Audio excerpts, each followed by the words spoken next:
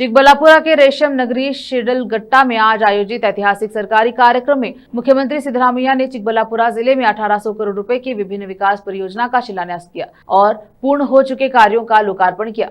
शिडलघट्टा में हाईटेक रेशम मार्केट का शिलान्यास इस कार्यक्रम का विशेष आकर्षण रहा, जिसे जिले की अर्थव्यवस्था के लिए एक बड़ा कदम माना जा रहा है। इस अवसर पर बोलते हुए मुख्यमंत्री ने कहा कि कांग्रेस सरकार पर बीजेपी द्वारा लगाए जा रहे आरोप पूरी तरह से झूठे हैं। उन्होंने कहा कि बीजेपी यह कहकर भ्रम फैला रही है कि हमारी गारंटी योजनाओं से सरकारी खजाना खाली हो गया है, लेकिन हमने बड़े पैमाने पर किए जा रहे विकास कार्यों के माध्यम से उनके हर आरोप का स्पष्ट जवाब दे दिया है। मुख्यमंत्री ने जनता से अपील की, कहा कि बीजेपी द्वारा फैलाए जा रहे झूठे प्रचार पर विश्वास न करें, क्योंकि कांग्रेस सरकार की गारंटी योजनाएं लाखों नागरिकों के जीवन में सकारात्मक बदलाव ला रही हैं। उन्हें विश्वास जताया कि 2028 के विधानसभा चुनाव में जनता के आशीर्वाद से कांग्रेस एक बार फिर सत्ता में आएगी। कार्यक्रम के बाद पत्रकारों से बात करते हुए शिडलघट्टा के विधायक मेलूर रवि कुमार ने कहा कि क्षेत्र के विकास के लिए आवश्यक अनुदान जारी करने का अनुरोध मुख्यमंत्री के संज्ञान में लाया गया।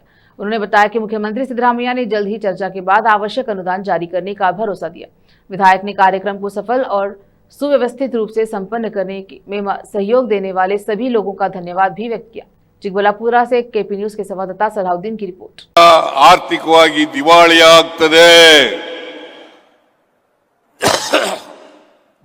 ಆಗ್ತದೆ ಅಂತ ಎಲ್ಲ ಹೇಳಿದ್ರು। ಈಗ ನಮ್ಮ ಗ್ಯಾರಂಟಿ ಯೋಜನೆಗಳನ್ನ ಎಲ್ಲ ಬಿಜೆಪಿ ರಾಜ್ಯಗಳಲ್ಲಿ ಕಾಪಿ ಹೊಡಿಲಿಕ್ಕೆ ಪ್ರಾರಂಭ ಮಾಡಿಬಿಟ್ಟಿದ್ದಾರೆ।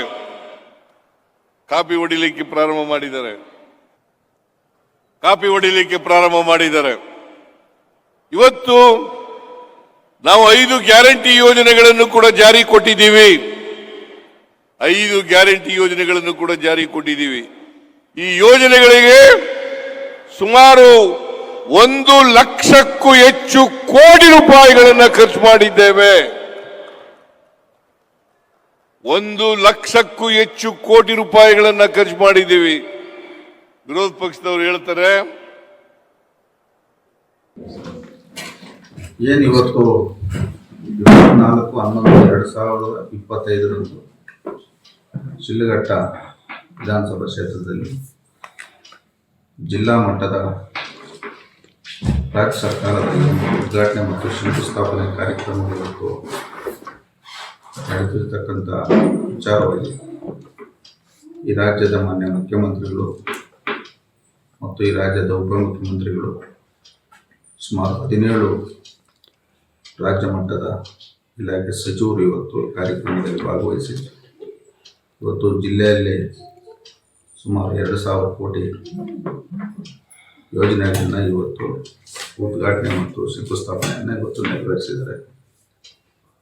ಇವತ್ತು ನಮ್ಮ ಶಿಡ್ಲಘಟ್ಟ ವಿಧಾನಸಭಾ ಕ್ಷೇತ್ರದಲ್ಲಿ ಶಾಸಕರ ಕ್ಷೇತ್ರದಲ್ಲಿ ಇವತ್ತು ಕಾರ್ಯಕ್ರಮ ನಡೆದಿದೆ।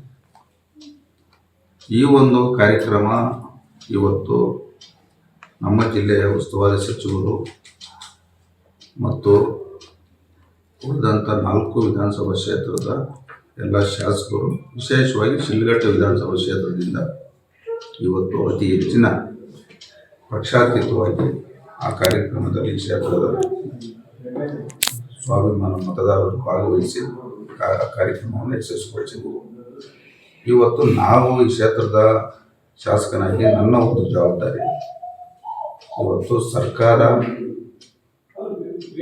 ಯಾವುದೇ ಇದ್ರೂ ಸಹ ಮುಖ್ಯಮಂತ್ರಿಗಳಾಗ್ಬೋದು, ಉಪಮುಖ್ಯಮಂತ್ರಿಗಳಾಗ್ಬೋದು, ಪ್ರತಿಯೊಬ್ಬರು ಇವತ್ತು 224 ಕ್ಷೇತ್ರಕ್ಕೆ ಇವತ್ತು ಅವರು ಮುಖ್ಯಮಂತ್ರಿಗಳು ಮತ್ತು